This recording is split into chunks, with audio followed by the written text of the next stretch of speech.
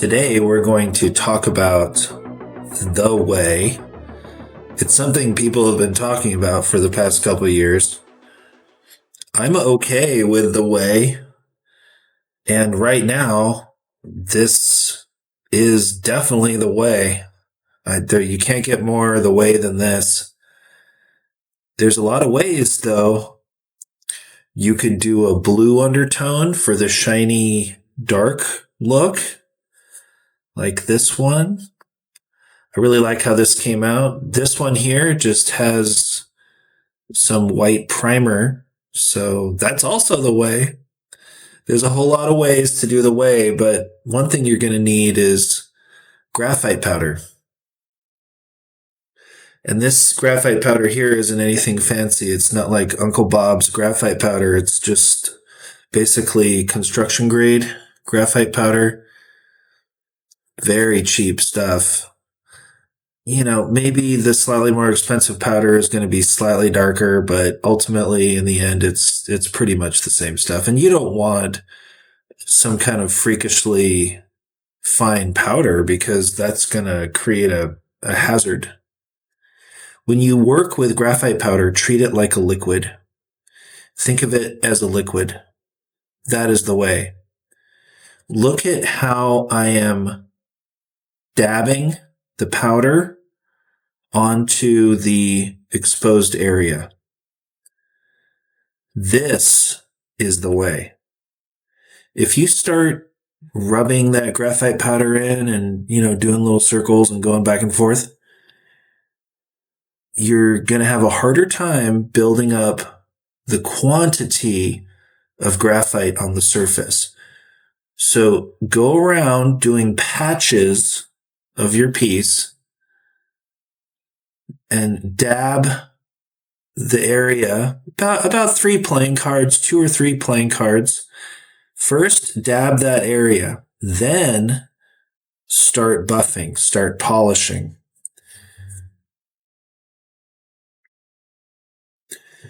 If you just start polishing right away, then you can still build up the graphite. It just, for some reason, it doesn't want to take.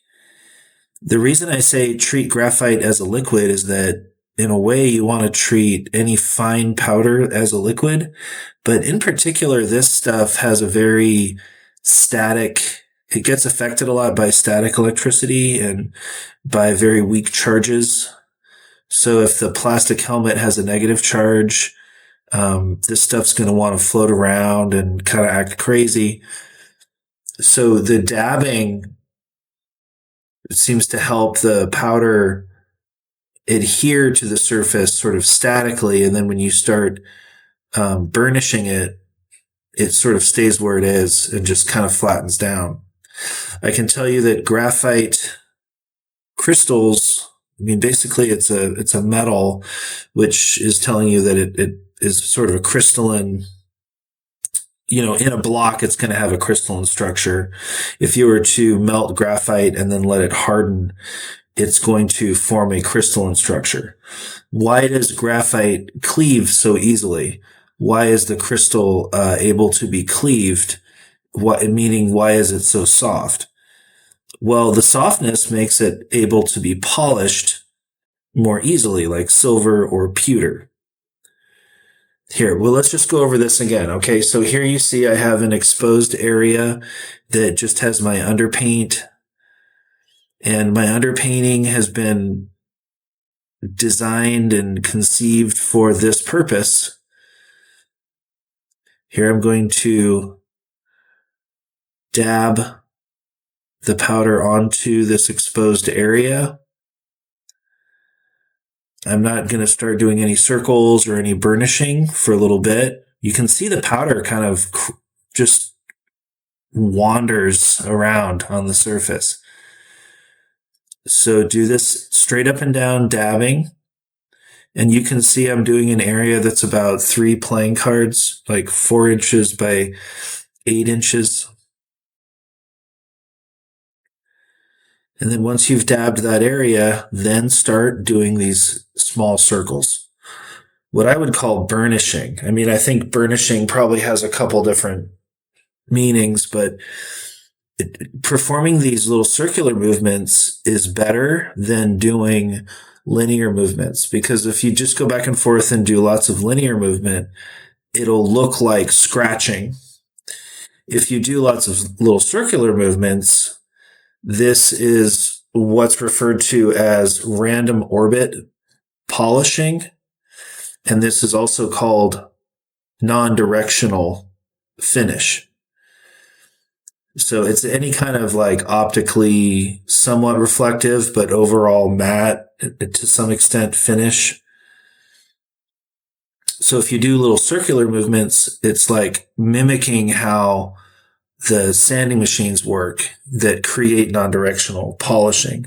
They do lots of little circles as well. The way could be to have an underpainting that's very dark. You can start off with a helmet that's very dark, almost completely black, and put the graphite over that. And you'll get something that is much darker than this helmet is coming out.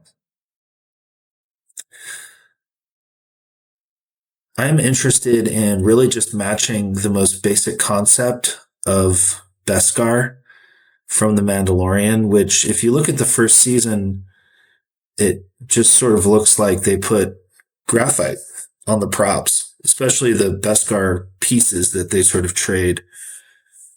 So I like that sort of original, just going straight with a graphite look over a kind of semi-matte white. Depending on what you do, say, for example, you do the black underneath, your silver finish is going to look much darker, almost like a Moff Gideon character, almost that dark. If you go with a white undercoating, like I did here, it's going to just look more like graphite. Now, on some other pieces, I've gone with a bluish undercoating, and that gives it more of a steel appearance.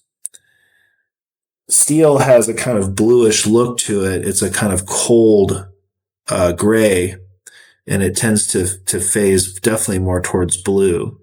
So if you put this graphite over a blue undercoat, you get something that looks more medieval.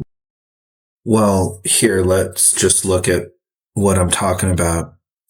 So this shoulder piece, it's a Boba Fett shoulder, has a blue undertone, a blue paint as the finish that I put the graphite over.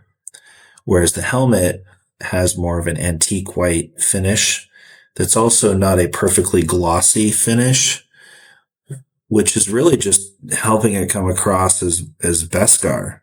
This shoulder doesn't look quite right. It just looks almost like pencil. Well, tomorrow's another day. So getting all the graphite on the helmet is great, and I buffed it a lot, probably for a couple hours previously. Here, I just made a large pad with lots of cotton balls and some gaffer tape. And I'm just going around and buffing the helmet at this point. I'm no longer adding graphite, except for maybe in a few little places where I think it could use a little. At this point, I'm just going around and buffing the helmet out.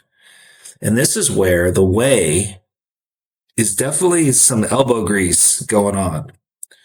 Because the more you polish your Beskar, the nicer it looks. Well, guys, if I learned one thing about the way, it's that there's a whole lot of different ways. This helmet I'm making, well, it's definitely not perfect, but could this be a background character? For sure. Could this be a prop sitting on a table in a scene? Yeah, absolutely. This isn't the main character, and that's okay. It's just one of them.